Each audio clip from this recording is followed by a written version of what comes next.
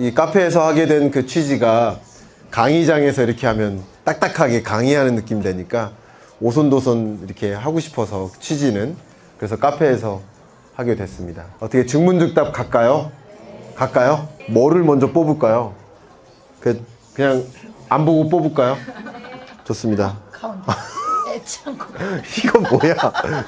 이거 누구예요? 교수님 애창곡 한 곡 부탁드려요. 이거 누구세요? 야, 진짜 귓가에 은은하게 울려 퍼지는 그대 음성 빗속으로 사라져 버려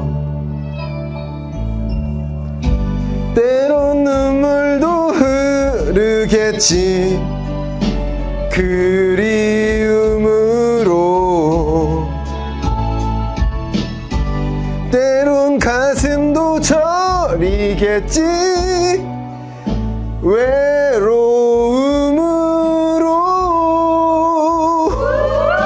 여기까지. 자, 그냥 우연히 하나 뽑았는데요. 파도는 막는 것이 아니라 타는 것이다. 아, 이거 제가 남겼던 말이죠. 63세의 파도는 어떻게 하는 것이 현명할까요? 아, 너무 좋은 질문 주셨네요. 제가 답변 드려도 될까요? 네. 어떤 분이 주셨어요? 확인만 하겠습니다. 아, 감사합니다. 너무 좋은 질문 주셨어요. 제가 항상 드리는 말씀 중에 하나가 좀 당하지 마셔라 이런 말씀 드리거든요. 당하지 말고 살자. 가장 대표적으로 그 사례를 들어드리는 게 2022년이었던 것 같아요. 2020년과 21년을 살아가면서 주가가 폭등하는 것만 봐요. 2년을 지내면서 집값이 폭등하는 것만 봐요. 주가 폭등, 집값 폭등, 코인 가격 폭등하는 것만 봐요. 그리고 역사상 최저금리를 경험하면서 이토록 낮은 금리도 있네 하는 낮은 금리만 봐요. 그리고 22년 끝자락에 2년 동안 집값 폭등, 주가 폭등, 낮은 금리만 보니까 대출 받아서 집 사야지, 대출 받아서 부동산 사야지, 대출 받아서 주식 투자해야지 하면서 뒤늦게 뛰어드는 거예요. 그때 22년 경제전망서를 쓰면서 22년에는 주식 투자하지 마세요. 22년은 부동산 투자하지 마세요. 내 집 마련 시점을 더 뒤로 미루세요. 라고 말씀드렸거든요. 근데 그 책을 봤다 안 봤다를 떠나서 많은 분들의 의사결정이 뒤늦게 집 사고, 영끌에서 집 사고, 영끌에서 주식 투자하는 거예요. 너무 안타까운 모습을 봤어요. 심지어 지난 2년 동안의 금리, 정말 낮은 금리를, 제로 금리를 보면서 그 낮은 금리가 앞으로도 유지될 거라는 무책임한 희망을 가지고 그냥 투자를 하는 거예요. 심지어 앞으로 금리가 어떨까요? 라는 질문을 안 던지고, 앞으로 집값은 어떻게 될까요? 라는 질문을 안 던지고, 앞으로 주가는 어떻게 될 거라는 질문을 안 던지고, 지난 2년 동안 그랬으니 앞으로도 그럴 거야 라는 무책임한 희망으로 의사결정을 내리는 거죠. 근데 여러분 한번 답변해 보세요. 지난 2년 동안의 경제가 앞으로 2년 동안의 경제랑 같을까요? 지난 10년 동안의 나의 모습과 10년이 지난 지금의 나의 모습이 같나요? 그 어떤 것도 지난 시간 동안의 모습과 앞으로의 모습이 다를 건데, 근데 우리는 조금 무책임하게 지난 2년 동안과 앞으로 2년이 같을 거라고 무책임한 희망으로 의사결정을 내리는 거예요. 항상 지난 시간들과 앞으로의 시간은 다를 거라고 마음 먹고 결정하는 게 훨씬 더 유리하다. 실제 22년에 앞으로도 금리가 그럴 거라고 판단하고 세상의 87.5%가, 우리나라의 87.5%가 1900조 원이라는 가계부채 규모에서 87.5%가 변동금리로 대출을 받습니다. 집을 사든 안 사든 그런 의사결정은 자유로울 수 있지만 어떻게 대출받는 행위가 그 낮은 금리를 경험할 때 변동금리로 대출을 받을 수 있을까? 은행들이 변동금리로 잘 안 해줬다고들 또 댓글을 달더라고. 잘 안 해줘도 고정금리를 선택할 수 있어요. 있단 말이에요. 그러니까 의사결정이 무책임하게 한 거예요. 결론적으로 말씀드리면 그게 너무 안타까웠다. 안타까운 의사결정이었다. 그래서 금리가 올라갈 거라는 전망을 하고 그러면 의사결정이 달라지죠. 이 낮은 금리가 계속될 거라는 전제를 깔면 의사결정이 다르죠. 어쨌든 경제나 산업 패러다임 변화나 이 모든 것들이 제가 24년 전망서에서도 밝혔던 것 중에 하나가 이 지정학적 불안감이 고조되고, 그러다 보면 자연스럽게 방위 산업의 규모가 커진다. 왜냐하면 세계 각국이 방위비 지출을 늘려나간다. 근데 방위비 지출액이 정확히 시장 규모거든요. 방위 산업의 시장 사이즈는, 우리나라의 방위 산업 시장 수요는 우리나라의 국방 예산 규모입니다. 방위 산업의 규모가. 그러니까 세계적으로 형성되는 방위비 지출액의 규모가 정확히 방위 산업의 사이즈예요. 여러분 탱크 사본 적 있어요? 전투기 사본 적 있어요? 무기 체계에 도입해 본 적 있어요? 다 방위비 지출로 국방 예산인 거예요. 그러니까 지정학적으로 불안해지면 불안해질수록 세계 각국이 방위비 지출을 늘리고 그게 방위 산업을 키울 수밖에 없다라는 얘기를 쓴 거죠. 이런 식으로 지금까지의 모습과 앞으로의 모습이 달라질 수 있다라는 것을 전제를 깔고 의사결정을 내리면 투자 의사결정도 달라진단 말이에요. 그렇게 그건 63세이기 때문에 필요한 것이 아니라 23세에게도 필요하고 3세에게도 필요한 거예요. 항상 지금까지 경험한 것과 달라질 수 있다라는 전제를 깔고 의사결정하는 게 훨씬 더 도움이 되지 않을까. 큰 틀에서 그렇게 답변 드립니다. 네, 감사합니다. 네. AI 관련주들과 비트코인 시장이 한창 들썩이다 잠시 주춤하고 있는데 이후 장세를 어찌 보는지 여쭙습니다. 조금 비교해 볼게요. IT 버블이 있었어요. 또 메타버스 버블이 있었어요. 기억하십니까? NFT 버블이 있었어요. 항상 새로운 기술이라는 게 등장하면 이거 굉장히 유망한 거야 라고 생각하면서 그 시장 사이즈가 커가는 속도보다 과다한 규모로 돈의 유입이 있을 수 있어요. 투자해야 되겠네. 그럴 때 형성되는 게 뭐예요? 버블이에요. 그러면 그 산업의 규모가, 산업의 규모는 뭐예요? 이것은 실물 경제적인 현상이에요. 근데 자산 시장에서의 모습은 뭐예요? 그 시장에 투자하는 투자 섹터에 조금 다릅니다. 근데 산업의 규모가 점차 커갔던 것도 사실이에요. IT 산업이, 인터넷 산업이, 그죠? 인터넷에 기초한 산업이, 우리가 향유하고 있는 유튜브, 네이버 다 IT 산업 맞아요. 그런 산업의 규모가 커가는 것은 맞아요. 근데 그거 이상으로 투자 자금이 유입되면 어떻게 되는 거예요?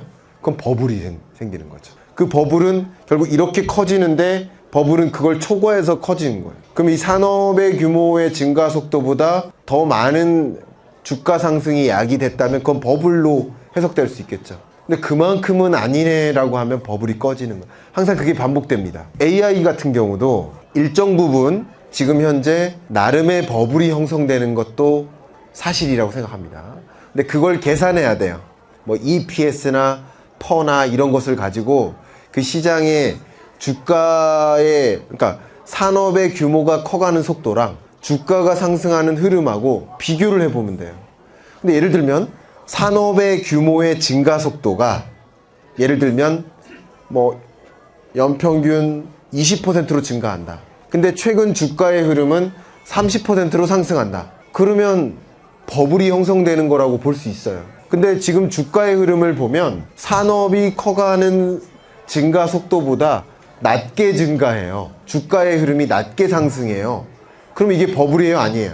가장 쉽게만 말씀드려 보는 거예요. 그런 관점에서 한번 의견을 드려보면 여러분들이 뭐 주로 투자하시는 뭐 AI보다는 AI 반도체에 관심이 있잖아요.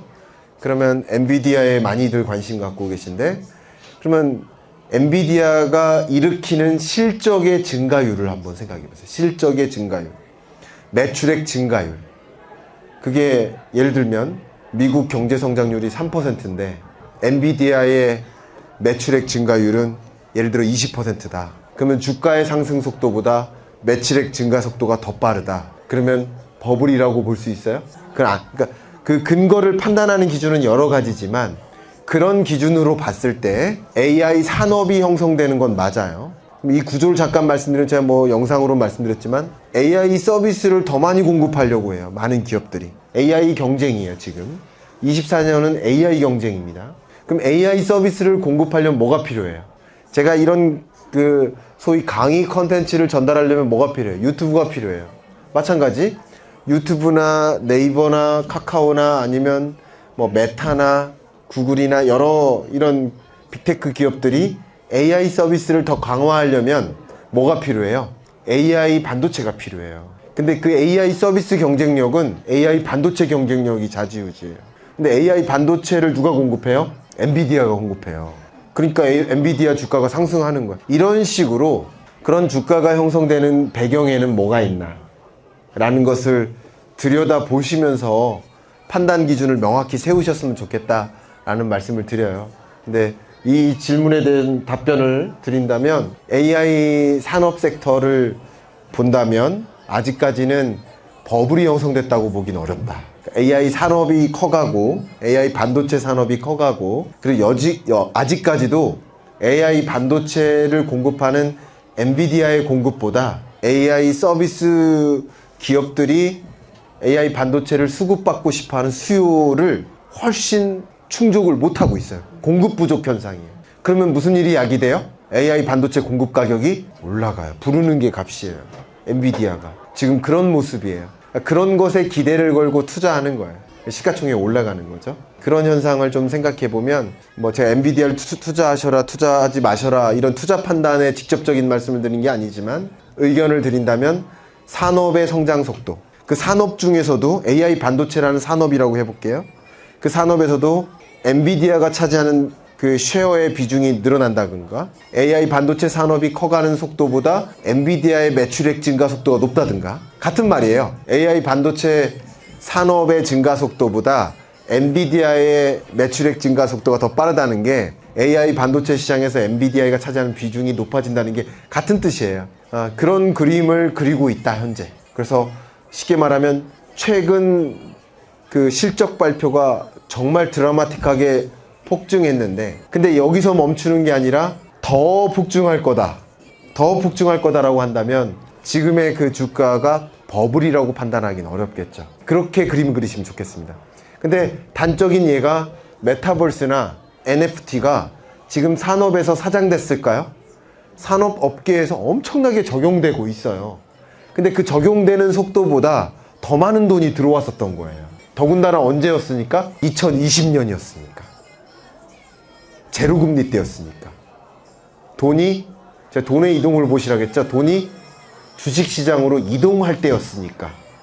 그때는 뭐든지 버블이었던 거예요. 그죠?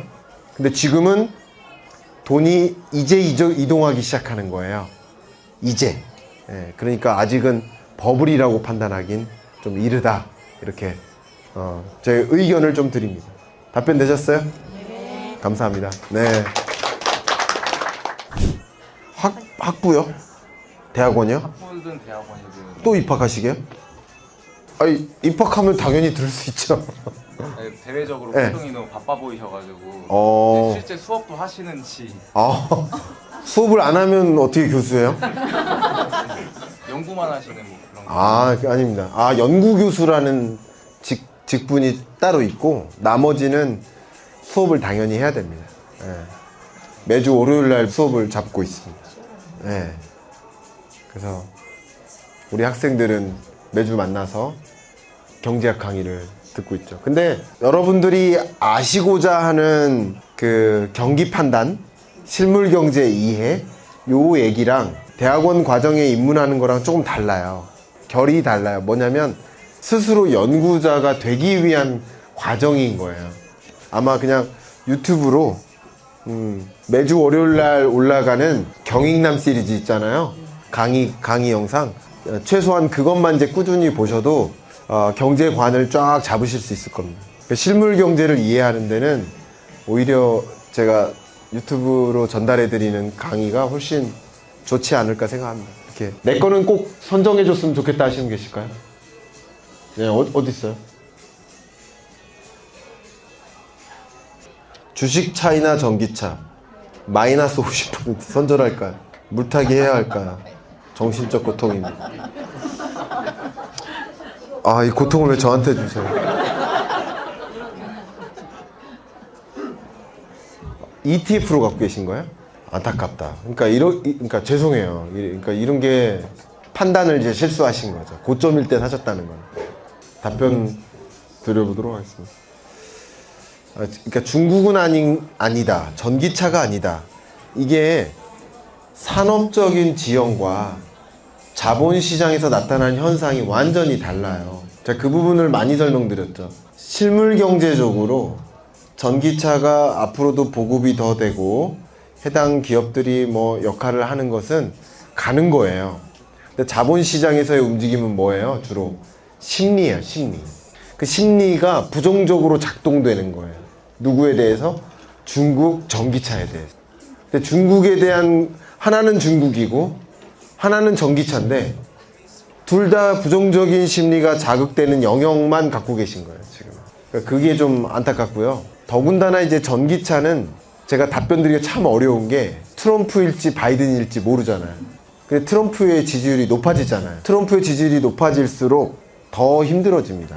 그러니까 트럼프가 당선이 되는 순간 또 한 번 와장창 할 수도 있습니다. 예, 그것은 심리예요, 심리. 트럼프라고 전기차를 막 묵살시키진 않을 거예요. 산업적인 관점에서.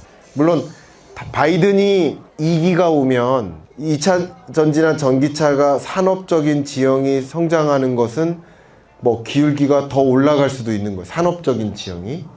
근데 트럼프가 된다면 이 올라가는 속도를 지형을 이렇게 늦추겠죠. 이걸 이렇게 늦추는 거예요. 기울기를. 산업적으로는. 그 기울기가 늦춰질 것이라는 것에 베팅을 하는 거예요. 주식시장에서는. 그러니까 트럼프 지지율이 높으니까 아니다 하고 나오는 현상인 거예요. 실제 산업적으로 매출이 안 일어나든가 그런 건 아니에요. 그래서 바이든이 될지 트럼프가 될지는 저도 몰라요. 그래서 지금 이 답변은 제가 책임 없이 답변 드리고 싶지가 않아서 죄송합니다만 저도 모릅니다. 근데 그냥 가능성으로만 놓고 본다면 그만큼 조정됐고 산업이 존재한다. 산업의 성장이 기대된다. 하는 영역까지 고려한다면 지금 나오는 것은 좋은 승부는 아니다. 이렇게 말씀드리고 중국 경제도 구조적으로 꼬꾸라지는 건 맞아요. 저성장 고착화되는 건 맞아요. 근데 구조적인 거 말고 경기적으로 24년 하반기로 올수록 회복되는 국면은 맞아요. 이해가셨죠? 중국 경제에서 하반기를 보면 생각했던 것보다 바닥은 아니에요. 근데 장기적으로 24, 25, 26 이렇게 놓고 봤을 때는 이렇게 꼬꾸라지는 건 맞고요. 그러니까 그런 것까지 고려한다면 이게 제가 저라고 입장을 바꿔놓고 판단한다면 지금 파는 것은 시점적으로 안 맞다. 그렇게 의견 드립니다. 홀드입니다. 파는 거 아니다. 홀드 하시라는. 언제까지 홀드 하시라는 뜻은 아니고요. 금리 인하라는 신호와 중국 경기의 일시적인 반등, 하반기 상대적인 반등, 그런 것까지 고려하면 뭐 중국 전기차 홀드 하셔도 좋겠다 생각이고, 트럼프 지지율이 높아짐에 따라서 심리적으로 조정된 것들은 그게 반영이 된 것이다. 판단은 스스로 하시지만 그 판단에 대한 근거는 이렇게 드립니다. 답변 되셨어요? 질문에 대해서 답변 드리고 갈게요. 금리가 6월부터는 하락할까요? 많은 분들의 질문이에요. 제가 유튜브에서 말씀은 드렸습니다만 금리 인하 언제 합니까? 이게 정말 많은 분들의 질문이에요. 그 금리 인하 언제 합니까? 라는 질문을 바꿔 얘기하면 언제라고 할 수 있다고요? 바꿔 얘기하면 물가 언제 잡힐까요? 라는 질문하고 똑같다. 물가 언제 잡힐까요? 라는 질문하고 똑같아요. 그래서 제가 2022년에도 23년 전망하면서 23년에는 금리 인하 절대로 없습니다. 상식에 부합하지 않는 금리 인하 될 거라는 주장은 상식에 부합하지도 않는다. 상식에 안 맞는다. 라고까지 강하게 말씀드렸죠. 마이크 끄고 말씀드리면 정말 저 빼고 금리 인하 없다라는 주장을 한 사람 한 명도 없습니다. 한 명도 없어요. 그러니까 이건 뭐예요? 보고 싶은 것만 본 거예요. 많은 전문가들조차도. 왜냐하면 이 경제를 논하는 게 죄송하지만 저는 이 경제를 공부하고 경제를 연구했던 그 백그라운드가 국책과 실물 경제를 연구하는 민간경제연구소 출신이니까 연구하는 목적이 뭐예요? 이 목적이 뭐예요? 나라가 잘 되기 위한 거예요. 국책이나 결론적으로 긍정적으로만 표현한다면 뭐에 투자하세요라는 조언을 하기 위함이 아니에요. 여러분 보고 싶은 걸 보지 마세요. 집값도 마찬가지예요. 집값이 떨어질 거라고 믿음을 갖고 계신다. 만약에 그러면 오를 거라고 얘기하는 사람의 말을 한번 들어보세요. 진중하게. 집값이 떨어질 거라고 여러분 생각하세요. 만약에. 그러면 그러니까 오를 거라고 생각하시는 분들은 떨어질 거라고 경고하는 사람의 말을 들어보세요. 그래서 객관화해야 됩니다. 여러분 객관화하려고 노력하셔야 됩니다. 그래서 제가 토론을 지향하는 거예요. 객관화하셔야 됩니다. 자기의 희망대로 보시면 안 돼요. 그래서 제가 최근에 드렸던 명언이 뭐예요? 명언. 시장의 금리 인하 기대감도 이해하시고 또 파월의 미국 연준의 의사결정도 동시에 이해하셔라. 둘 다 보셔라. 왜냐하면 주가는 금리 인하 기대감이 거짓 기대감이라 하더라도 기대감이 올라갈 때 주가가 올라가는 것이 기대감이 빠질 때 주가가 떨어지니까 이 심리적인 발동도 보셔라. 근데 실제 금리 인하 시점을 여러분 나는 알고 있어 하면서 그 시장의 움직임을 보시면 재밌을 것이다. 이렇게 말씀드렸죠. 둘 다 보셔라. 금리 인하 시점은 지금 그걸 가늠해 보면 물가 상승률이 확실히 잡힌다라는 그 신호는 저는 개인적으로 7월에 좀 베팅을 합니다. 6월일 가능성도 충분히 있어요. 언제 물가가 목표하는 수준에 부합할지는 누구도 몰라요. 근데 지금의 전망대로라고 본다면 6, 7월의 가능성이 좀 높다. 이렇게 보고요. 근데 6월보단 전 7월에 좀 베팅을 하고요. 근데 6월도 가능성 높다. 이렇게 답변 드리겠습니다. 6, 7월이라고 보고요. 미국의 금리 인하 신호는 굉장한 기대감입니다. 굉장한 기대감. 그리고 다음 주에 있을 FOMC 회의 때도 금리를 동결하겠지만 금리 인하에 대한 조금 강한 신호를 내비친다. 그러면 좀 강한 반등이 있어요. 주가가. 그러면 예를 들어보세요. 3월이잖아요. 6월에 있을 것 같다라는 신호를 내비치면 여러분 투자자들이 어떻게 할까요? 늦지 않게 들어가야 돼 하면서 대거 돈의 유입이 있어요. 돈의 이동이 그래요. 그렇게 보시면 돼요. 네, 너무 좋은 질문 주셨고요. 2020년, 21년은 무슨 시대? 뭐의 시대? 완화의 시대. 한번 따라해 주실까요? 완화의 시대. 라고 제가 아마 1000번 넘게 말씀드렸죠. 20년, 21년은 완화의 시대. 그 완화의 시대 동안에는 돈의 이동이 어디로 집중돼요? 시장으로. 부동산, 주식, 코인으로. 완화의 시대. 22년, 23년은 어떤 시대? 긴축의 시대. 돈이 어디로 이동해요? 은행으로. 그 주가가 떨어지죠. 부동산 가격도 떨어지죠. 근데 어찌됐건 금리의 인하 폭 이런 걸 다 떠나서 긴축적 통화정책의 강도가 가장 높았던 지점에서 긴축의 힘을 좀 빼고 완화적 통화정책 기조로의 전환을 시작하는 24년은 어떤 시대? 전환기라고 했잖아요. 이 책에다가. 답변이 되셨죠? 전환기임에는 틀림이 없습니다. 근데 가장 먼저 움직이는 재테크를 뭐라고 정의해요? 돈을 어떤 형태로 가지고 있을까를 고민하는 것. 뭐라고요? 돈을 어떤 형태로 가지고 있을까를 고민하는 것. 그게 재테크인데 돈을 현금으로 가지고 있을까? 은행에 저축을 할까? 주식, 부동산, 코인 어떤 걸로 들고 있을까? 이걸 고민함에 있어서 돈이 시장으로 이동하는 국면임을 판단한다면 선행성이 가장 강한 투자 자산이 어디예요? 코인이에요. 그러니까 코인이 가장 먼저 발동하는 거예요.